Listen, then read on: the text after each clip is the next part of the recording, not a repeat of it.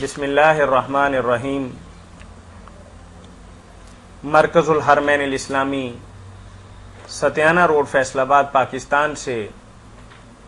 فتاوی on line کے ساتھ آپ کا میزبان میاں طاہر حاضر خدمت ہے۔ اسلامی تعلیمات اور سوال و جواب کا یہ پروگرام ہر اتوار عصر تا مغرب آپ کی خدمت میں پیش کیا جاتا ہے۔ ریکارڈڈ پروگرام مختلف کیبل نیٹ ورک کے ذریعے دکھایا جاتا ہے۔ اگر آپ کو بھی کوئی دینی، معاشی، معاشرتی، روحانی یا طلاق اور میراث کا مسئلہ درپیش ہو اور قرآن و سنت کی روشنی کے اندر آپ اس کے صحیح اور بروقت حل کے متلاشی ہوں تو ہمارا ٹول فری نمبر نوٹ کر لیجئے 0800-11-777۔ اس پروگرام میں آپ کی طرف سے آنے والی فون کالز اور براہ راست پوچھے گئے سوالات کے جوابات معروف مذہبی اسکالر، ممتاز عالم دین، مدبر، محقق، متعدد کتابوں کے مصنف، روایت اور درایت سے بات کرنے والے، میری مراد ادارہ کے سرپرست اعلی مفتی اعظم پاکستان محترم مولانا محمد اسحاق مد ظلہ العالی ہیں۔ جی مولانا، ہمیں سب سے پہلا ایک تحریری سوال موصول ہوا ہے ماہ رجب کے حوالے سے، تو اس مہینے کے حوالے سے کوئی تھوڑی سی وضاحت بھی فرما دیں، اور اس مہینے کے ساتھ امام جعفر صادق رضی اللہ عنہ کا کیا تعلق ہے، اور بعض لوگ اس مہینے کی 27 تاریخ کو ایک عمل دہراتے ہیں، شاید وہ حضرت معاویہ رضی اللہ تعالیٰ عنہ کی وفات کے ساتھ اس کا تعلق ہے، تو اس کی تھوڑی وضاحت فرما دیں۔ 27 تاریخ کا تو آپ نے ذکر کیا، یہ تو نہیں، 22 کو کرتے ہیں، 22 تاریخ کو نا مقبولے وغیرہ پکاتے ہیں، 27 نہیں ہوتی۔ جی ٹھیک ہے۔ تو یہ رجب جو ہے نا، اس بارے میں جو بات صحیح اور درست ہے وہ تو یہی ہے کہ 12 مہینے ہیں سال کے، جن میں سے 4 مہینے من اربعۃ حرم، 4 بڑے احترام والے مہینے ہیں، جن میں سے 3 اکٹھے ہیں، وہ حج کے لیے ذی القعدہ، ذی الحجہ اور محرم ہے، اور یہ جو ہے نا یہ الگ ہے۔ رجب الفرد بھی اس کو کہتے ہیں، کیونکہ باقی حرام مہینوں سے یہ الگ ہے۔ یہ ابراہیم علیہ السلام سے ہی حرام مہینے آ رہے ہیں، ان میں خون ریزی کرنا، جنگ کا آغاز کرنا یہ حرام تھا۔ اب بھی نا زیادہ علماء کہتے ہیں کہ یہ منسوخ ہو گیا، مسلمان ابتدا کر سکتے ہیں جنگ کی، نہیں، صحیح وہی جو علامہ ابن قیم رحمۃ اللہ علیہ نے فرمایا کہ اب بھی یہ حکم باقی ہے، مسلمان اپنی طرف سے ان مہینوں میں جنگ کا آغاز نہیں کر سکتے، خواہ کیسے حالات، اگر دشمن حملہ کرے تو دفاع تو ہر وقت کیا جا سکتا، مگر آغاز جنگ کا ان مہینوں میں مسلمان نہیں کیا۔ امن پوری دنیا کو ہم کہتے ہیں کہ یار 4 مہینے تو گارنٹی دیتے ہیں کہ ہم کوئی جنگ نہیں ہوگی، تو یہ حرام مہینے ہیں، بڑے احترام والے، ان میں سے ایک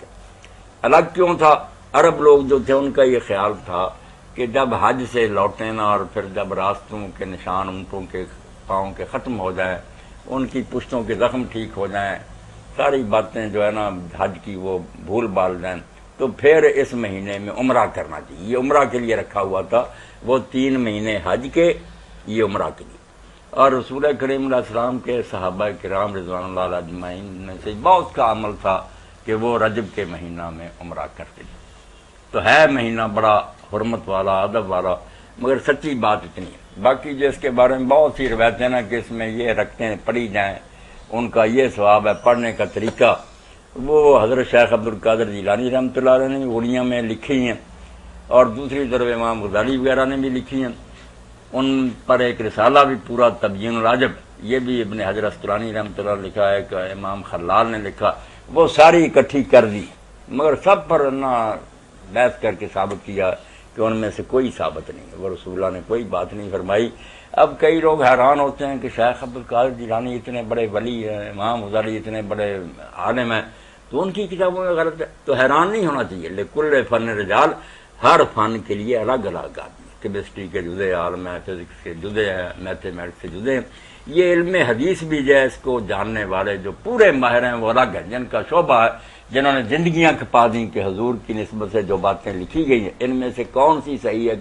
یہ راویوں کو پرکھتے ہیں، کھنگالتے ہیں۔ اس لیے اس معاملہ میں بات محدث کی چلے گی کہ حدیث کے عالم کیا کہتے ہیں، یہ صوفی ہیں، نیک ہے، اپنی جگہ ٹھیک ہے، مگر جب حضرت شیخ نے سند دے دی کہ مجھے ان لوگوں نے بتایا، ان میں سے پہلا ہی جو ہے نا شیخ کا استاد ہی عبد القادر رحمۃ اللہ علیہ کا ہبت اللہ بن مبارک، وہی کذاب دجال، بہت جھوٹا آدمی ہے، شیخ سے نیک، وہ جیسے خود پرہیزگار سے سمجھے ہر مسلمان سچ ہی بولتے ہوں گے، صوفی نیک تھے، وہ اعتماد کرتے تھے، حالانکہ دجال لوگ جعلی حدیثیں گھڑتے تھے۔ تو یہ دو رسالے مشکل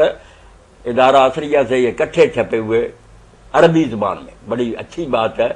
کہ وہ اکٹھے چھاپ دیے انہوں نے، خلال رحمۃ اللہ علیہ کا ابن حجر کا، جن میں ان سب روایتوں پر بحث، کیونکہ آج کل اخباروں میں آئیں گے نا جو رنگین صفحے چھپتے، بہت سے جھوٹیاں حدیثیں لکھیں گے، مولوی لکھیں گے کہ یہ بھی نماز ہے اس مہینے میں، یہ بھی ہے، تو وہ رسالے حاصل کر لینی چاہیے، اگرچہ عربی میں، مگر وہ ایک عالم کے لیے بہت بڑا نا اسلحہ ہے، وہ ہر روایت کو بتا سکتا کہ یار دیکھ لو اس کی اصلیت یہ ٹھیک نہیں، تو ہے یہ حرام مہینوں میں سے،